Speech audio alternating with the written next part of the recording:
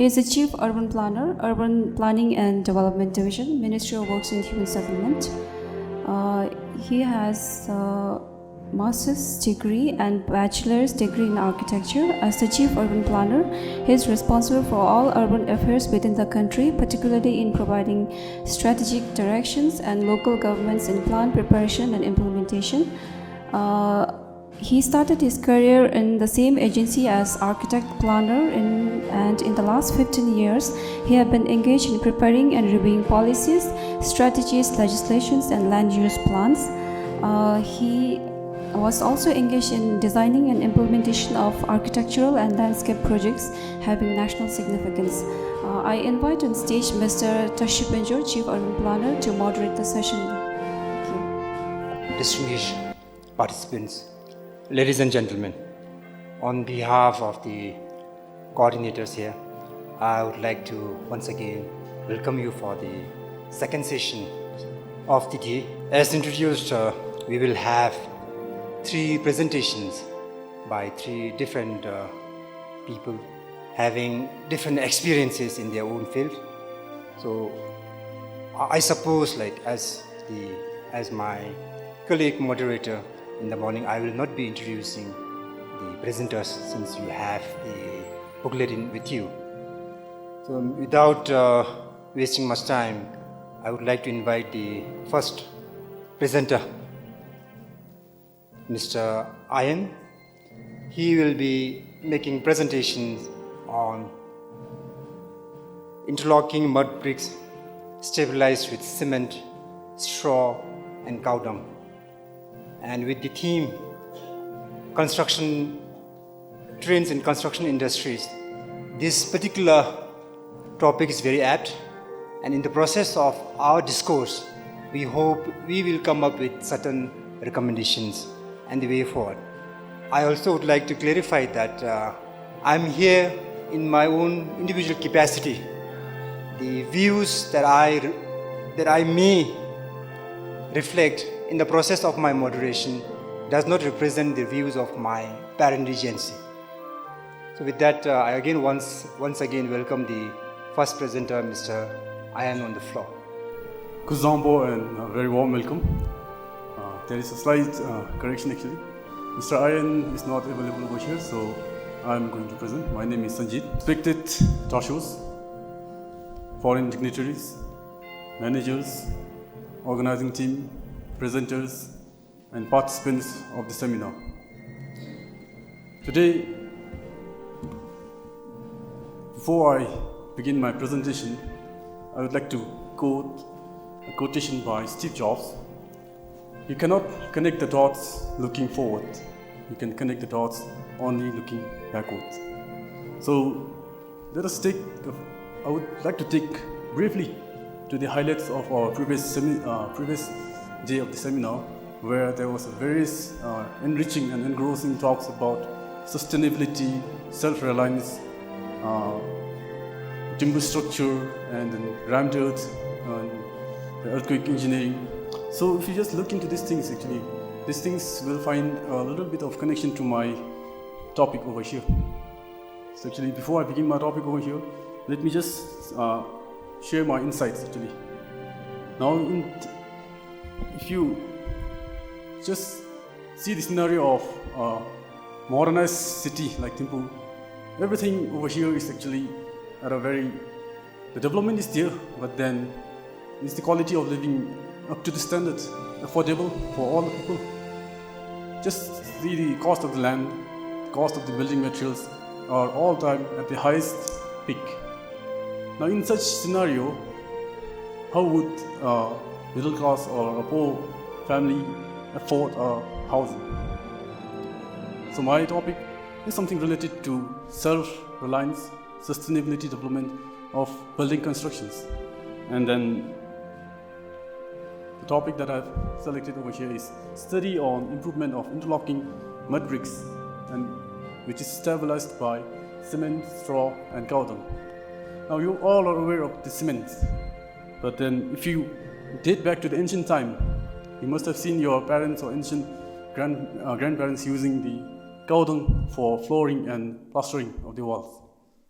But then, are we using that in our modern times? That's why to improve the new technology for the future, we always have to reflect back to our ancient times. That's why we have to connect the dots looking backwards, and then we cannot do it looking forward. So these are the outline of my presentation. So I'll be taking out basically on the literature reviews, the design methodology, and findings and the results. So before beginning, let us look into the global scenario. The current population of Bhutan is approximately 7.7 billion, and it's being estimated that the current population growth rate is 1 million per week. That means the population of a whole Earth is increasing by approximately 1 million. So you can, it's predominantly shown by the graph over there, which is going vertically upward. So in such kind of scenario, like I said in the previous introductory session, that it is very difficult for, with the rapid urbanization, it's very important that we make our building constructions affordable for all classes of people. And to make that one, we need to study and improvise on the basic affordable materials for building constructions. So you must all be aware of this Lego. It's a toy used by the kids. But then how many of you would have thought that this was the key concept or the key idea that led to invention of interlocking bricks? We give this kind of toys to our kids to improve their creativity and then also to enhance their architectural and engineering building blocks. Now this was the thing that actually evolved into the interlocking. So in the beginning, in 1949 in Denmark, so this toy was introduced actually, and later in 1951 it was named as an automatic binding brick, and then only in 1958 it was actually first produced officially and commercially. So here I'm showing you, ever since that evolution of interlocking mud bricks, various developing countries have developed their indigenous mud brick. So the mud brick that I'm showing over here is actually a mud brick that is developed in Thai. So it was developed in collaboration with Asian Institute of Technology and the government over there in Thailand. So you can see that a lot of improvement has been done and then studies have been done on this one. Similarly, this one, the name of this brick is called as a Bamba. So it's very indigenous mud brick which is found in Africa actually.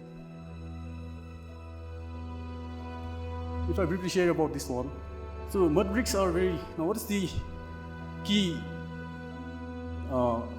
technique or the key advantage of using a mud brick over here? So in our previous seminar presentations, we talked about earthquake actually. So in that one, we have learned that earthquake is predominantly horizontal forces acting on a building.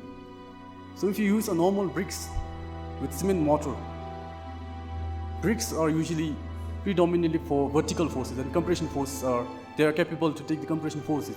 But how about the horizontal forces now? In a normal conventional wall, whenever there is an earthquake, the horizontal force is being captured by the mortar that is placed between the two bricks and the frog that is there in the brick.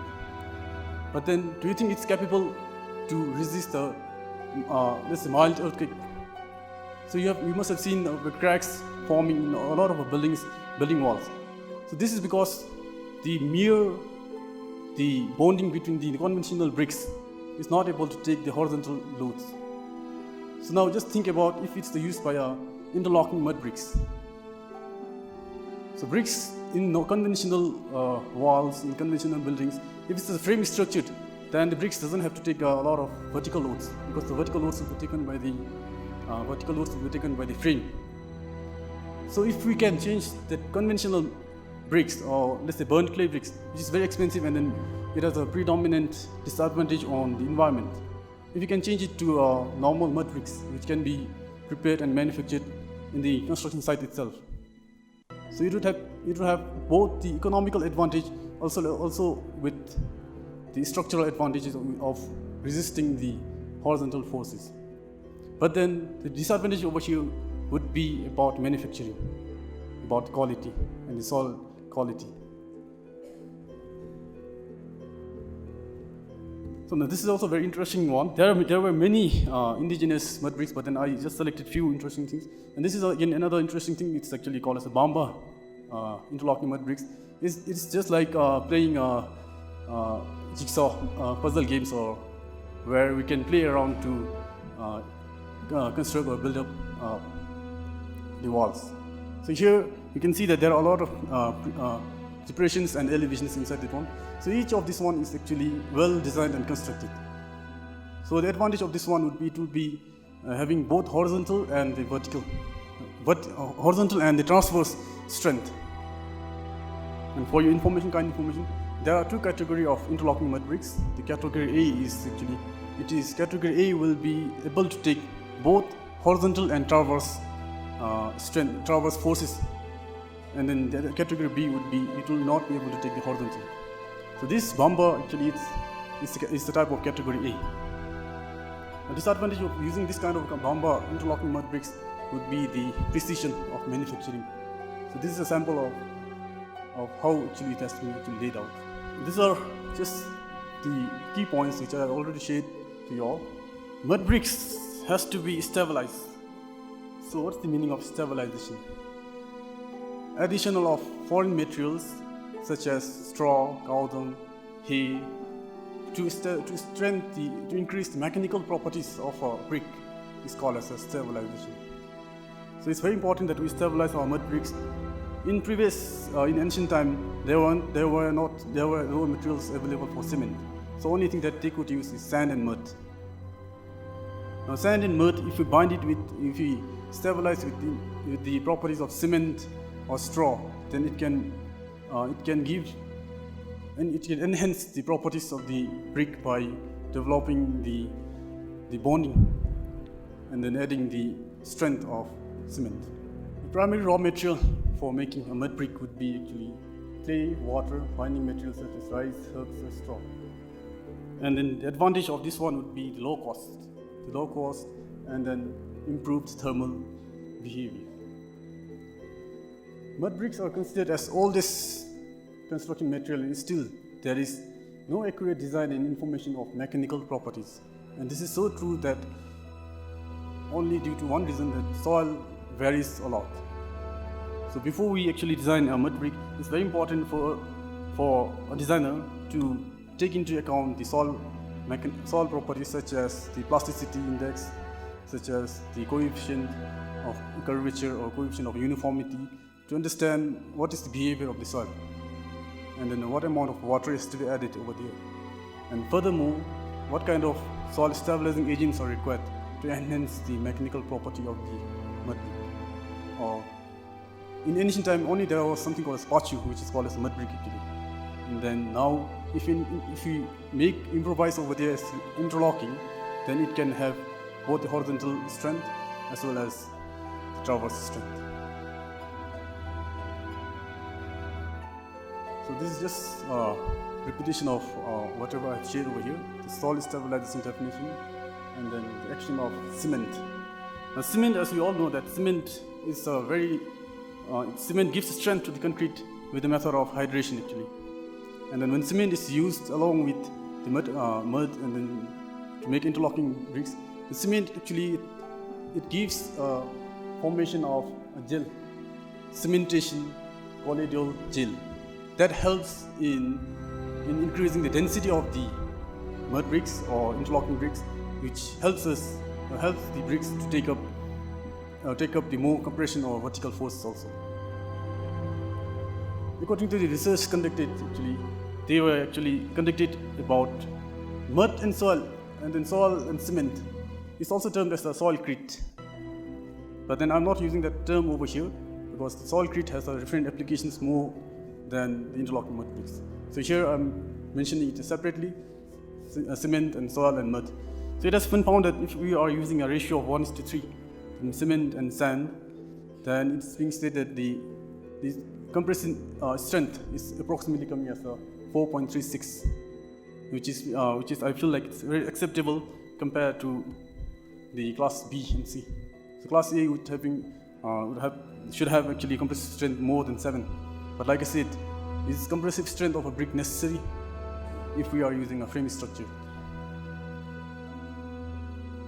So these are some of the derived graphs, derived analysis that I've got from the literature reviews. So it has been found out that the increase in sand and mud ratio, there is a optimal amount which is being required. Similarly for hay. So these are the researches that have already been conducted, and I'm just representing over here as a literature review over here. So the increase in cement, there is a increase in load capacity, but then we should also remember that cement, with the more content of cement, it reduces, after a certain point, it reduces the strength, because the mud brick may become brittle with the more amount of cement over there. So the literature review says that the optimum sand to mud, if you're using only sand to mud ratio, it should be 0.15 by weight. Or if you're using by hay or something, then it's 0.48% of the total weight of sand and mud. So now my research is not about, it's not using hay or something, but it's using straw, cow dung and cement with sand. So we started with the 4 blocks, block 1, 2, 3 and 4. So before we started with 2, 3 and 4, we started to do with block 1. So from block 1, we did with 1:3, 1:4, 1:5, based on the literature review that we have actually conducted. So this was conducted using different kind of soil now, loam soil, sandy soil and silt. So these are the samples that were prepared actually. So like I said, in block 1, we used loam, silt and sandy, just to see the classification of soil and what is the behavior of the strength. And we found out that the strength of the soil is much more, the strength of the mud bricks and the interlocking mud bricks are much more better in case of sandy soils. So let us do a comparative analysis with the bricks. So it has been found that Okay, Mr. Sanjit, in the interest of time, if you may quickly come down with the conclusions and the findings. I'm ending to the end. I mean, just to do a case study to manufacture interlocking mud bricks, I did a case study in Dewathang. So in Dewathang, I collected the soil samples because it's, like I said, interlocking mud bricks are very much subjective to the soil type. So I collected different soil types within the Dewathang so that if there is any constructions going on, or if any builders are intending to use mud bricks, then they can use the data. So these are the results and the findings, which shows we got a very positive result that by optimal amount of cement, sand, and straw and cow dung, the strength of the mud brick actually increases. And if you have noticed in the methodology, the block 4 was a plane. That means there was no stabilizing agent. And then with comparative analysis, we found out that the strength of the mud brick increases by addition of the agents. And at the end, very important thing, cost. So these are the different cost analysis that we have done.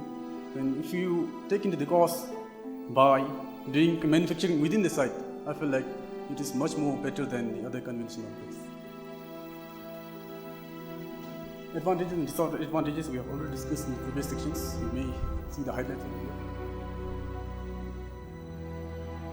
So these are the references. Thank you, and looking forward for the questions.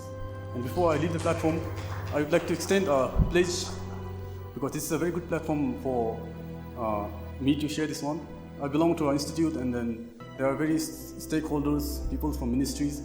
Like I shared in one of my slides, that in other countries, there is a very good collaboration of research between the institute and stakeholders. So I would like to extend a pledge to the various stakeholders over here to extend the research opportunities to the institute like CST and GenIC. Thank you.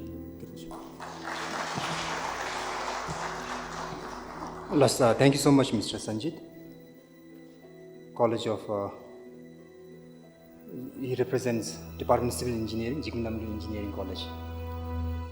Well, if I may summarize his presentation, in the context of the theme construction trends, it is also important to reflect on some of the presentations that were made earlier. especially in respect to the contribution of construction sector to the GDP. Then the planned outlay the government emphasizes and allocates for the construction sector, the employment that the construction sector creates, and so on. And particularly with regard to the construction materials, we are aware that the Royal Government of Bhutan in 2015, with an attempt to substitute imported material, particularly bricks, have issued circular to use locally manufactured bricks from the point of view of not only economic self-reliance, curbing import, but also from the aspect of creating and generating employment for our youths. So what I can see from the presentation here, but of course the analysis is not there. If we go into the market and find it out, as per the studies such as the Bhutan Trade Statistics 2018, we spent almost close to 7.6 billion Niltrum in importing bricks from India in 2016, and the trend is going up. In 2017, an enormous 28 million has been spent on importing bricks. So this in itself indicates that the importance of this particular brick, the other name of CSEB, I suppose, cement stabilized earth block. And he correctly pointed out that there are many advantages, particularly in terms of cost, in terms of its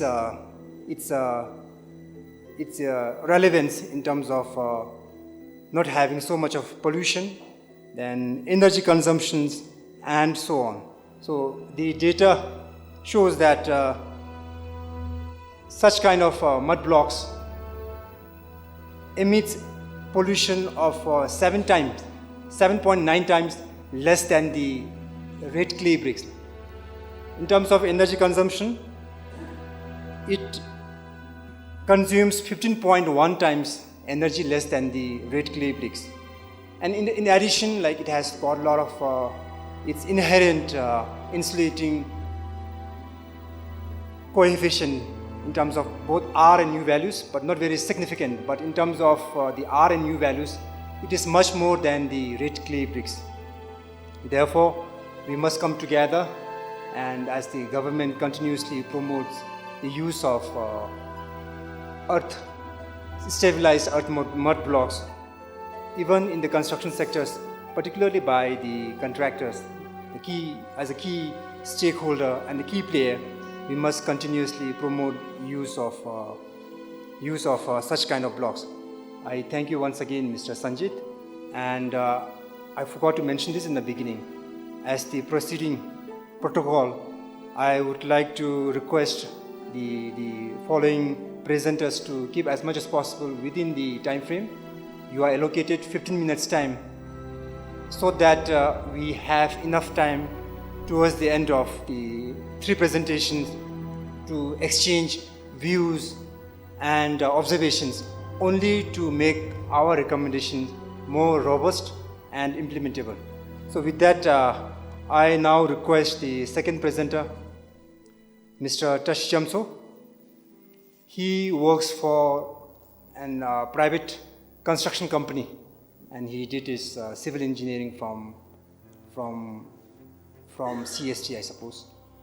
And he will be presenting on, again, a very important aspect, especially on the soil reinforcement technique implemented in Northern Bypass Road. So I request Tash Jamso on the floor.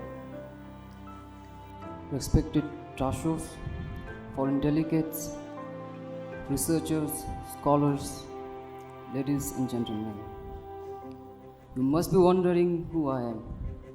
I am Tash Jamso, a graduate of College of Science and Technology in 2018, and currently I am working in a private sector, Rixor Construction Private Limited, as an assistant engineer.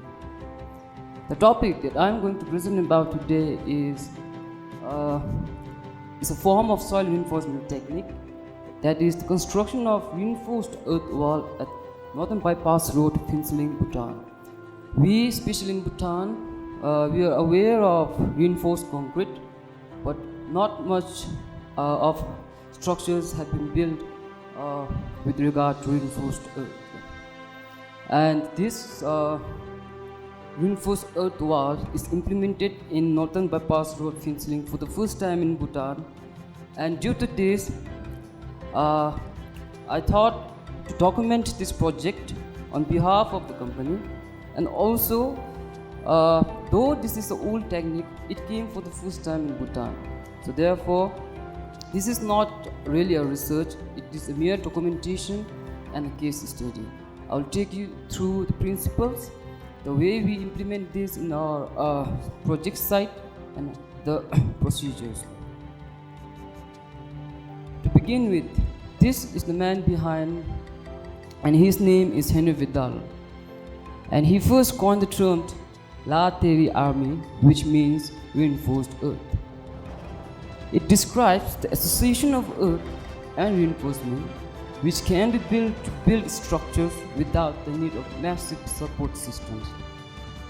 In 1957, he develops this concept, and in 1963, he publishes his research and files patent for reinforced earth. And in just a short duration of time, it came to Bhutan in 2019. Let me begin with effect of soil reinforcement on soil elements. I've broken down into a very simple principle. Let us take these two soil elements. One is unreinforced and the other one is reinforced. When we apply an axial load, it is definite that there will be axial compression strain and lateral tensile strain. And this effect, as you can see also in the diagram, and it's obvious that it is way lesser in reinforced soil. Reinforced earth consists of a soil backfill, the facing elements, and layers of reinforcing strips compacted in layers of earth. The friction developed between the reinforcement and the compacted earth plays a vital role, and the reinforcement absorbs the tensile load while the soil mass takes the compressive load. The components of reinforced earth structure consist of reinforcing elements, soil backfill. In our site we use 75 mm down, cohesionless soil is preferred. And the facing elements. The facing elements gives the aesthetic view to the structures and are interlocking precast concrete panels. Now, a brief project description. Construction of reinforced earth is one of its first kind in Bhutan. We are the contractor, Riksha Construction Private Limited. Client is Royal Government of Bhutan, Khinsmint Thomde, consultant, and then the drawing and designs are provided by Reinforced Earth India Private Limited. The project overview. This is the general layout of the plan. Here we have the Phinsaling end. This is the bridge over Tot Khola, and this is Thimphu end. We are constructing reinforced earth wall towards Phinsaling end and also towards the Thimphu end. Now to begin with, precast panels and casting. These are concrete facing panels used at the face of the backfill to prevent erosion. It also provides an aesthetic purpose, and there are different shapes like rectangular shaped, T-shaped, and cruciform panel shaped. Now, prior to casting, reinforcements are prepared according to the type of panels. This is a A4 type panel, PBS, the bar bedding schedule. This is a B3 type panel, and this is TE type panel. A panels are the standard panels, and we make most of the use of it. B is the bottom panels, T represents the top panels. But this does not breaks down into only 3 of these. There are about more than 100 different types of panels with its own unique settings, with its own unique measurements. And lifting anchor. This iron piece is known as lifting anchor. It serves the purpose of vertical lifting of concrete panels during the erection. This is a Geomega. It is a patent sleeve of reinforced earth through which the geostraps is connected. Right now you may be a little confused, but you can keep the word in mind. I'll explain it later. Now the final mold setting. This is how we set up the mold for a precast panel. There are 20 number of molds at site, and within this 20 number of molds, we cast more than 100 different types of precast panels. The grooves, if you can see on those molds, gives the aesthetic face of the panel. The reinforced mesh is there. There's the Geomega, how it is connected, and the lifting anchor is here. There is provision for insertion of lifting anchor. This lifting anchor is about 120 mm in length, and 30 mm of its length comes out of the precast concrete so that it can be used during the lifting purpose. Now the concreting. We use M35 mix design mix. The panels are lifted off from its mold before or only after 24 hours if it achieves a 10 Newton per millimeter square within 24 hours. It accounts for safe lifting of the panels. Because we are working with precast panels, we have to ensure that there is no crack development or strength or premature strength in the precast panels. And of course, there should be zero honeycomb, or otherwise the consultant is going to reject the panels. These are some of the precast panels. Now, when it comes to erection of the panels, I usually correlate the erection of panels with the jigsaw puzzle. There is always a solution to a jigsaw puzzle. And when it comes to a reinforced earth, erection of RE wall, these are the following problems that we need to solve. First, we need to maintain the road gradient. We need to maintain the side slope, the road width, the curvature, and we have to work with very precision. That it has to be a precisional work. This is drawing of how we are erecting the RE panels. This picture shows the first formwork for PCC leveling pad. The width of the pad is about 300 to 400 millimeter, and the depth is 150. It serves the purpose of giving a smooth base so that there is no problem during erection of the precast panels. And this picture shows the erection of first layer of panels, that is at the fill ceiling end. And how we use the lifting anchor is, if you can see that this device is a rapid lifting mechanism, and it is hooked into that lifting anchor, and that's how we lift the panels and erect at the site. Reinforcing strips and backfill. The first lift of backfill is placed up to the bottom of panel ties strip. Each layer of backfill is about 200 mm in thickness, and it is compacted to 95% maximum density. The reinforcing strip is connected through Geomega, and its end is nailed onto backfill with a hook.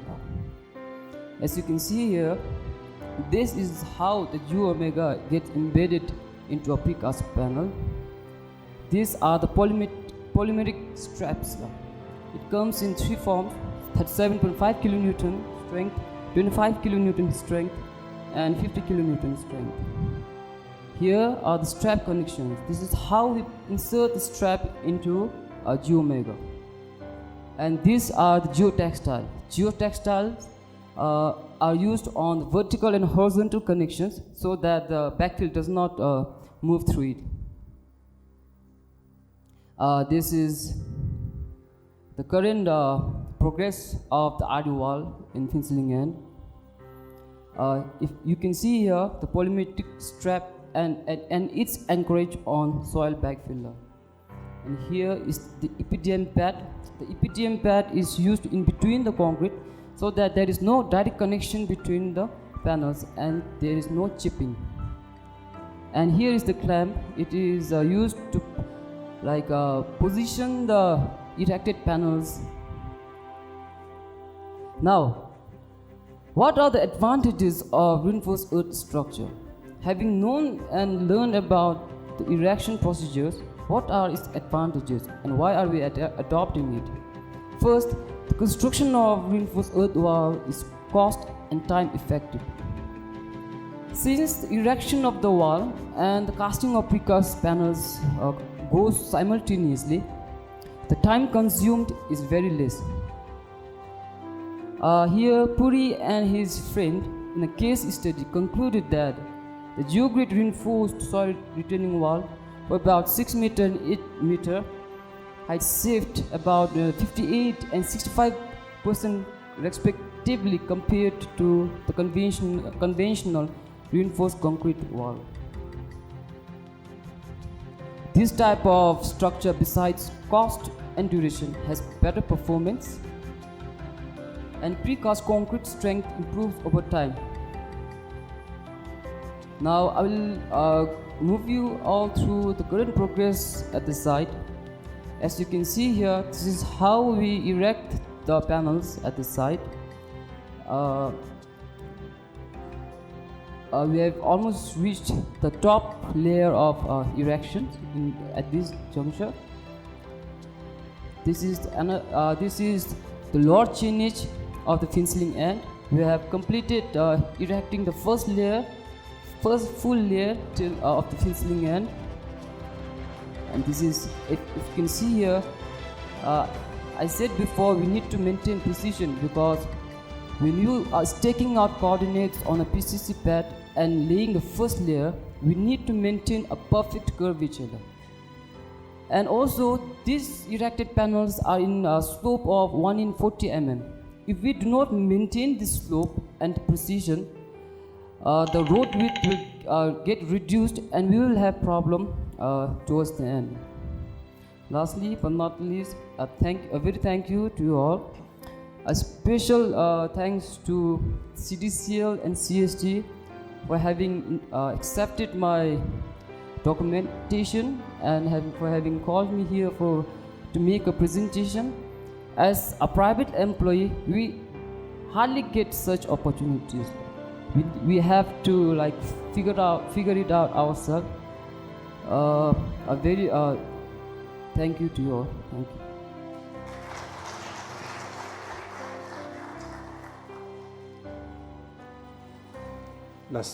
Thank you, Tashi. If you may take a seat. And thank you for keeping it within the allocated time. In fact, you finished before time. Well, I may not summarize the entire presentation, but I would like to put it in the context of the development and the construction trends in Bhutan, especially how road enables effective and efficient construction. Well, there are a total of close to 18,000 kilometers of road within the country, of 38,000 square kilometers. So of that, it also comprises of different categories of road, from national highways to the farm road, access roads, and so on. We all recognize that connectivity, especially in Bhutan's context, inland connectivity, particularly road, is very important to keep not only our communities connected, but to support and to contribute towards positive socio-economic development. Road, in fact, is one of the backbone of the country's economy, and it has also been very important in all times. Therefore, the presentation by Tashi as a technique of stabilizing or reinforcing earth in the context of using improved technologies that has been used elsewhere is quite relevant, irrespective of its time of invention. So in fact, he mentioned and he jokingly said that it is being invented quite some time ago. Unfortunately, we have not been able to grab it and then use it in our construction of roads. Well, we also have, I suppose we have representative from government agencies. The takeaway message is that there is potential in not only our professionals in doing researches of improved techniques and technologies, but what is more encouraging and heartening is young professionals like Tashi seems to be quite moved, in fact, to see how he can contribute towards his profession. And at this time it's road engineering, and we recognize road as very important. As I said in the beginning, government has already spent about close to 24 billion out of the 215 billion in 11 5-year plan, and government still will spend close to 10.5 billion in the 12 5-year plan. So that indicates that there is huge plan outlay allocation for road. Given our climatic condition, our topography, it is only important and more critical for our roads to be engineered to withstand the natural forces, especially make our roads resilient to disaster. So with that, may I now invite the third presenter, Jigme Tenzin. He is also a colleague of Sanjeet, I suppose. Both of them go to the same engineering college, Jigme Engineering College, and they teach in the Jigme Engineering College. He will be presenting on topographical surveying and how the survey can be used in 3D landscaping with some examples, especially in Jigme Engineering College that he has carried out. So with that, I again invite Jigme on stage.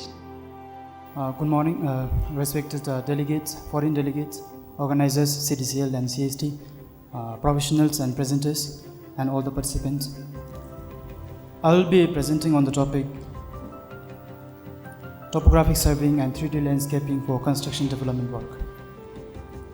My presentation includes introduction, topographic mapping, map production, future projection, planning infrastructure, 3D landscaping, benefits and conclusion. As you all know, building industry is a very important element of any economy, and it is a continuous process because many of the developmental activities are taking place on the surface of the earth, and it is very important for us to understand each and every characteristics of the surface of the earth. Therefore, this topographic surveying help us to collect earth surface characteristics, and landscaping provide us with the future plan. This topographic surveying and landscaping is important because it reduces environmental impact, and on the other hand, also engineering aspect of the construction has to be achieved. However, the current scenario in Bhutan is that surveying and landscaping are rarely taken into consideration, and then ultimately it affects the overall aesthetic of the area or campus, and then environmental health, and then finally social life. Therefore, proper landscaping with accurate topographic mapping for projected population is very important for construction development work. Topography refers to the characteristics of land surface such as relief, man-made features and natural features. The very popular and then ever increasingly demanded technology to collect Earth surface data is Global Navigation Satellite System, GNSS system, which is a space-based navigation system, and then system to locate object accurately on the Earth surface, and then which we are popularly known by GPS, Global Positioning System, which is part of this GNSS system. And another very popular method to collect ground surface data, Earth surface data, is RTK, real-time kinematics. To collect the Earth surface data with the help of GNSS receiver. In this project, we have used RTK GNSS Spectre Precision 60. And then, because we choose this RTK method because it can be used to collect vast data successfully and very quickly. And also, unlike total station, it does not require line of sight position related to the reference station. But then this RTK lacks signals in some instances, such as under the tree where signals cannot be received. And then for such instances, we can use total station to collect the data. And later on, we can combine these two data from different instrument or equipment in the process of during the post-processing time. And then the data collected from this RTK GNSS system and then total station is at sub-centimeter accuracy and centimeter accuracy respectively. The data collected through GNSS receiver and then from total stations were processed using Survey Pro Office and then Liskit processing software. After that, final mapping, topographic mapping, final mapping were done using available software such as GIS software such as QGIS and ArcGIS, and also AutoCAD software, which is very common. And these are some of the examples of maps that are prepared in Liskit, Contour Map, AutoCAD, and finally the topographic map. So in order to project or in order to design infrastructure and facilities, it is very important for us to have our future projection plan. For that, in this project, particularly in this work, we have considered Generic Strategic Plan 2030. And then as per the new programs that will be introduced and as per the new facilities that will be developed, we have projected certain population up to 2030. And then also, accordingly, we have calculated the size of the building, number of the buildings, number of the story of the building, number of the rooms, and then finally design them. And then, after considering all the conditions during site analysis and site evaluations, some of the new structures proposed were for sport facilities such as swimming pool, along with indoor basketball court, student center, staff residence, academic building, and then student hostels. These are some of the locations in the map, some of the locations identified, suitable locations. And these are some of the 3D structures or proposed and existing building that will be included in the landscaping. Landscaping is a process that makes changes to an area of land in one or all of the following three categories: example, plant, terrain, and structures. If some of the plants that are disturbing to our eye, we can remove it and then make it more convenient for us. And then if the terrain, some of the steep terrains which are not suitable for our eye or which are not suitable for our existence in and around, we can remove it or we can refill or we can cut it off. And then similarly structures, it should be very suitable to our eye. Also, landscaping is defined as investing our attention and resources for socially and environmentally healthy campus. So landscaping main purpose is to create an environmentally healthy campus. For this, we have used SketchUp software to prepare 3D landscape out of the data that we have collected, and also to prepare 3D structures. And Lumion software, which is very popular for rendering, we have used it for rendering process because this is very easy and then also it is very fast. Why 3D landscaping? There are some of the reasons why we need to do this 3D landscaping. Accurate 3D landscaping opens the door to better planning. Planning is very important, so this is one of the way towards planning. Gain easy access to theoretical building and try to improve its aesthetic over structural integrity. So as long as we have the 3D landscaping, we can make changes because we can have all the views, visualization of the real, virtual visualization of the real surface in the near future. Empower architects and builders to imagine, achieve, alter, and elaborate on their ideas until perfection is reached. So, since we can view 3D landscaping, we can alter until the perfection is reached. Communicate with a specialist, and then this landscaping also provide us with information. So we can communicate with the landscaping detail that we have, and then we can, in that way, thoughts about the real world are more concrete. So we can have a final decisions on this. And then also 3D landscaping offers a reliable method to develop and then action more quickly. We can have our decisions and action to be taken very quickly if we have 3D landscaping. This is 3D surface and structures of Generic Campus in the SketchUp. This is 3D surface and structure of Generic Campus night view. And these are some of the 3D landscaping. First one is this one is College Gate, library compound area. Proposed new academic block with a lawn in front of it, and then night view of the campus. So some of the benefits of doing this landscaping. Landscaping map gives visual interface and simulation by conveying designers' idea in a more concrete language. So when we have this landscaping map, or when we have any plans, any kinds of map, it is a means to communicate with the experts. So this is the one. And landscaping is important in special development of campus space, fundamentally with planting composition, which I have already mentioned, which could offer an enormous influence on visual quality. So it is more to do with the visual, enhancing students' performance and quality of life. So here I am saying student performance because my study area is in the college campus. If it is resident, then family, happiness of the family need to be considered. And again, if it is a town, then the business, movement of the business people, traffic, everything need to be considered. Building exact model to simulate and present principles of things behaving is general and important method to modern science. So these days, the modern science, we are taking into consideration, modern science are coming up with more to do with the lens, 3D modeling. So that's why we have to go with the flow, and that's why landscaping is very important. There's also a growing interest and trend in the modeling and then world in the digital 3 dimensions, and now everyone is going into this area. And 3D modeling gives a great deal of technical details.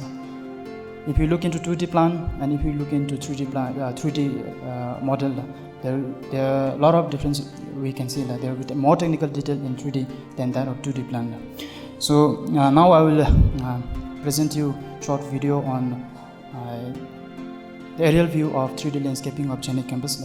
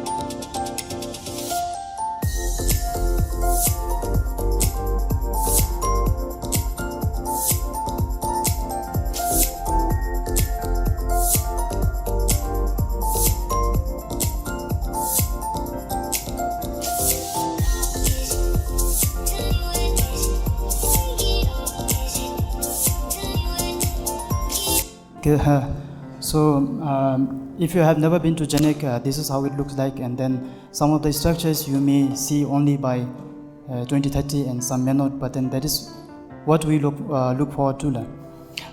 If we have just a structural design and then 2D plan, we engineers may understand, but then like administrator, if it is administrator, funding agency, and then common people and layman people may not understand. So decision makers particularly. So this kind of 3D landscaping is very important. With this, thank you very much.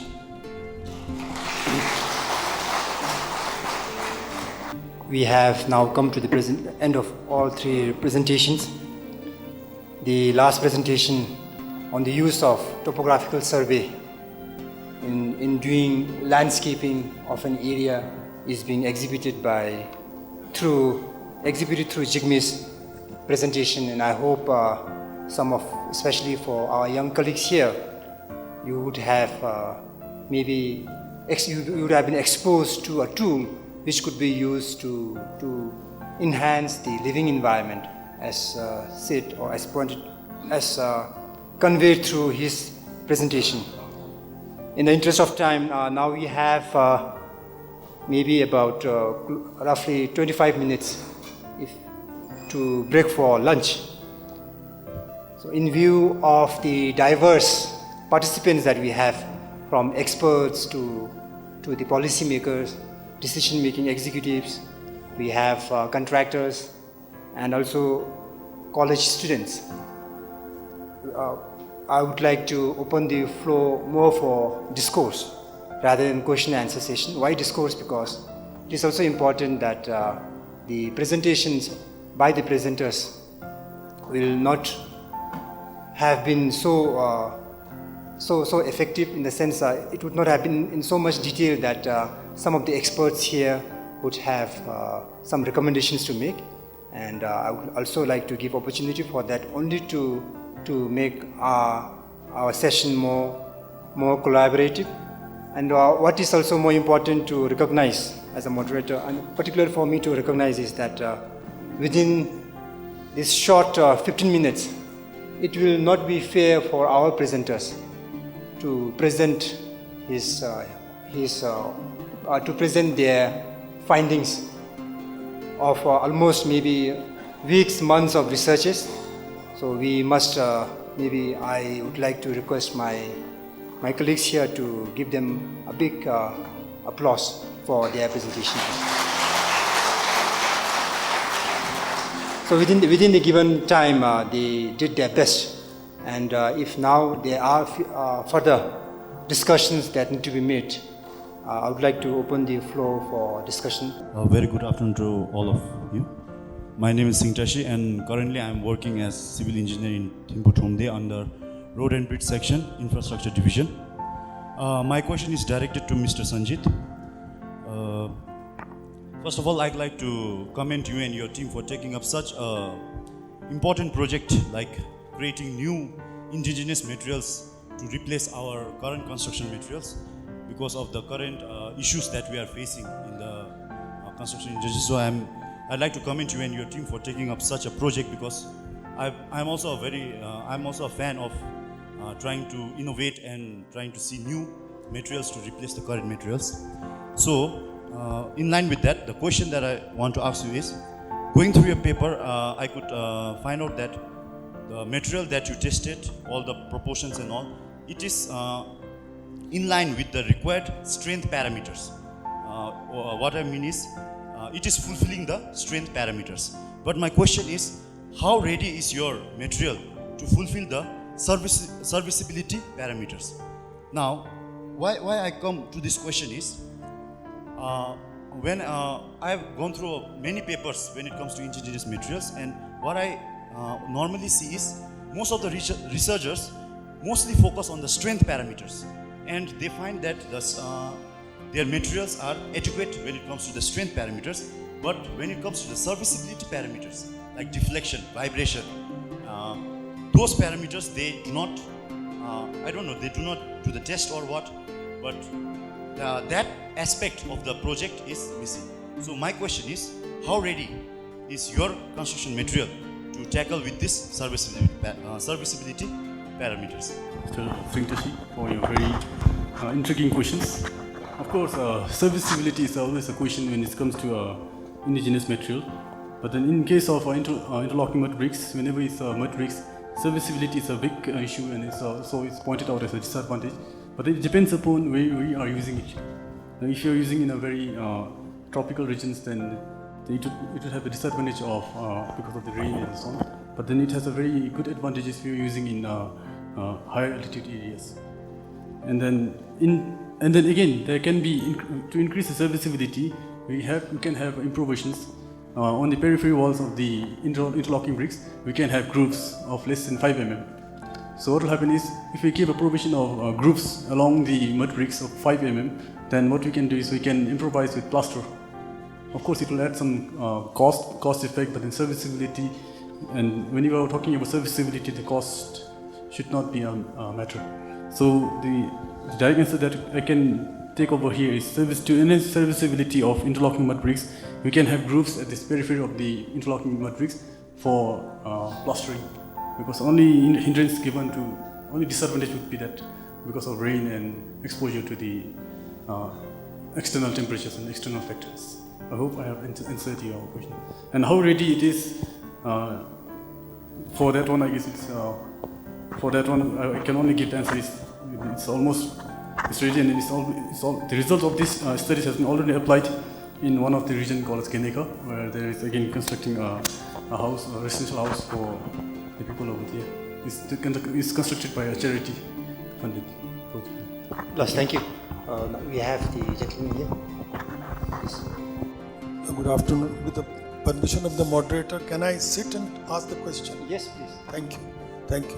My question is, rather it's a word of caution regarding reinforced earth by Tashi Chamso. You have done the work very well, but there is a huge amount of caution in this. Bearing capacity at the end of near the abutment is required, at least in, I have just mental calculations tell me that you will require about 15 tons per meter square at the point where the traffic will enter the bridge at the end of the abutment. Now, have you made any assessment of the bearing capacity that is required for maintaining these reinforced walls? Because in India, the National Highway employed this technology to a huge extent, and within 2 years, the panels started coming off. Now, the second problem in the reinforced earth is you have to deal with each panel like a child, like an infant. If you make one small mistake in the interlocking there, the whole reinforcement, it will bulge out and your whole interlocking system will fail. So, I think there should be a word of caution, at least by the PWD of Government of Bhutan, in exercising the option of going for reinforced earth. Failures are huge only because of bearing capacity. Now what happens is, normally the estimates are approved for reinforced earth, and once you don't have the bearing capacity, to improve the bearing capacity, you dig up another 5-6 meters and fill it up with sand. Then you realize that the cost of the reinforcement earth that you had an option has become twice or thrice the cost of a retaining wall. And if you have a retaining wall on a combined footing on both sides, you see your costs could be reduced drastically. We have executed a bridge where the original estimate contained piling, DMC piling, total value was 48 lakhs. We have executed that work, and that whole 48 lakhs is the reduction in the cost of the bridge. So you have to be very, very cautious in exercising the option of reinforced earth wall, particularly in areas where the bearing capacity are below 12 or 13. So I would like to request the PWD to take note of it. There are hundreds of cases in National Highway, not one, hundreds, where there is and you cannot do anything afterwards. Second, has anybody exercised what is the cost per running meter of reinforced wall and the cost per running meter of constructing a structure, a viaduct sort of a structure, which will not require scour calculations, simple spans? If you calculate, there could be that it is economical. After all, civil engineering must stick to economy. I think somewhere down the line we have forgotten the economy part. Thank you. You may not have all the answers, so as much as possible you try to clarify, and we take this as more of an observation rather than questions. Thank you, sir, for your wise advice. Yes, I'm of course aware of the backheads of adopting a reinforced earth. Like I already mentioned, we are on a implementing agency. We are contractors. We do not take part in designing. All the design and all the test and designs comes from Reinforced India Private Limited, based in I think it's in Kolkata or Siliguri. They also have sent us a focal person. His name is Mr. Manas Goswami. He guides us through this constructions, because we are all new to it. He is the focal person from Reinforced India Earth Private Limited, and he has been with us for about now 7 months, and he is there along with us through the whole journey, and he has taken all the precautions and all the necessary activities through his experience to guide us, and we are implementing the designs which are provided by the Reinforced Earth India Private Limited. A very thanks for your wise advice. We'll take this into consideration. Last, thank you, Tashi. Well, the question was, did you actually carry out the test on the soil bearing capacity on the ends near the walls? I suppose that was the question. So you don't have to answer now. Well, with regard to the options, it is to the regulators and the implementing agencies on looking at the options, and definitely, as recommended, I suppose there are other options against reinforced earth for retaining soil or during construction of road. So we'll take that, sir. We have another question. I'll give the opportunity to Wang Chen here. Thank you, Mr. Moderator. Tashila, my question is to Mr. Sanjit. Of late, I've been fascinated with this traditional Bhutanese architecture, structures. Then I have gone through certain papers to study on how strong the walls would be, the timber frames. So different papers, I got different inputs. Now, since you have carried out some research on the bricks level, now I have two questions. The first question is, you said you have used husk and straw as your binding agents in level, but I am not too sure how it could help as a binding agent, because if you look at the cell structure below, it is more of fibrous level. I would rather agree if it is used to reinforce for the mechanical strength below. That is where I don't know. The other one is the composition of soil. So normally what people do at site is they do this sediment test level. You put the soil in a bottle of glass and leave it for some time. So then you have different layers, clay, silt, then you have this sand, and then finally to the gravels level.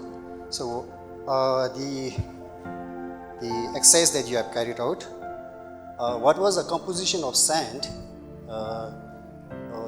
You have carried out 3 samples. So what are the compositions if you be Anichila? Thank you for the question actually. The details of the composition of the soil is given in the paper. So then furthermore, I would like to highlight So the first question was based on the significance of hooks and straw, and then what's the contribution to the strength. Actually, like the answer was in the question itself. Now, hooks and straws actually they provide more of the strength, because whenever there are loads actually, now there is. Yes, I'm coming to that one.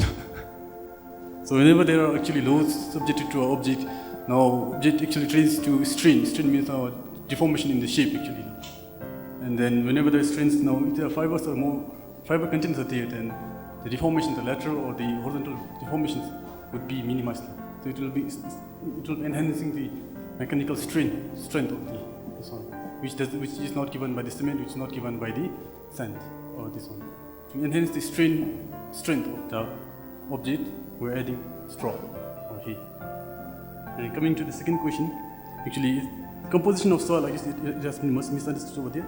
So firstly, for soil, actually, there are different classification of soil based on the gradation test, and then whenever we do a sieve analysis or gradation test, we'll get a curve, and then from where we can get coefficient of curvature, we can get coefficient of uniformity, and from there we can get whether the soil is well graded or poorly graded or something.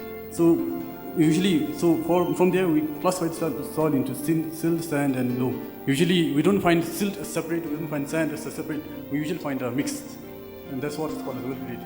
So we wanted to see, okay, whether what's the mechanical strength of, what's the property of sand separately, silt separately, and then loam separately.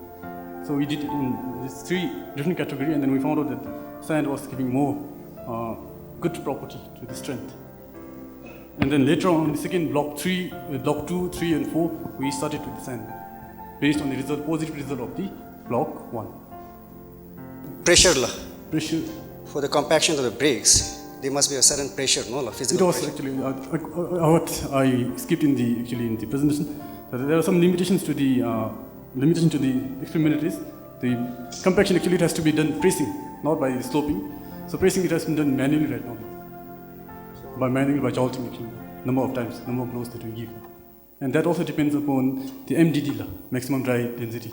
So we take the soil samples, then we do the soil mechanic test, and then only we go for the compaction factor. Depending upon the compaction factor, we do the jolting. Thank you, Sanjit. In the interest of time, I think we have less than 5 minutes. Everybody must be gearing up for your lunch. Can we take the last observations or questions, if any? If not, then I'll wind up. Can we have a gentleman there, please? My name is Sang Batamang, and I'm a student at CST. So, as such, I don't have questions, but it's my observation. So, for 2 days now, almost 2 days, so what I have noticed is that we are talking about constructions, and today's we are talking about the landscaping and also safety. So, since we are all civil, I guess we are linked with construction. So, in any construction, most thing that we keep in was safety and then the aesthetic. So now my question is that we are talking about landscaping in already a building where the structure is already looking nice. So are we, like being an engineer, did we ever consider about the landscaping of the landfills, the other areas where it is already something dirty? So did we, or are we considering that areas? And second question is that since we were talking about the construction and the the safety, it's not the presentation but the previous days, so it's a general question. Thank you so much. We don't have much time. Jimmy, do you want to respond, or I just make an observation? What I'm saying is landscaping is important part of any construction. That is what my message. And then if you really want to implement, if it's required at some other dumping place or any other place which is very important part of our existence, you can implement that. It's very important. But here my focus is only on the landscaping in and example, it is a city, if it is a city, or if it is a college campus, so where our most of the construction activities are taking place now. So maybe other sir can respond. Last, I suppose, we can definitely improve our living environment, or enhance our living environment through landscaping, and definitely it is required in areas where it is being not well kept, as you pointed out. And there is an effort, especially a project by a few agencies to landscape landfill areas as well. So we will definitely do it. But what we have observed in construction is that by the time we finished our structure, the resources get exhausted and not too much of importance is being given to landscaping and so on. Maybe because we have abundance natural landscape in our vicinity, so that could be one of the reasons. But with regard to your second question, this will be captured in the afternoon session, I suppose. We have a full session on occupational health, safety, and so on. So, if I may be permitted, I would like to wind up the second session by thanking our three presenters who have taken a lot of time and effort, not only in preparing for this presentation, but actually coming on the dais and making presentation to the distinguished participants here.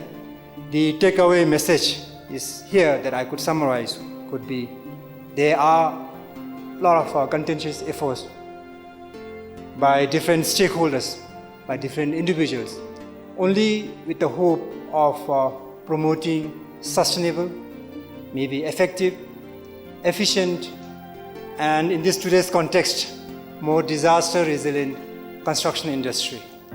So with that, I would like to once again thank our three presenters. Maybe we didn't have enough time. This session only provided a platform for the presenters and for the participants here to reach or to understand about the topic, but maybe outside of this, there are a lot of opportunities even during the lunch break or tea break to interact, and I sincerely encourage for further discourse as we leave this hall. Thank you once again to all. Have a good day.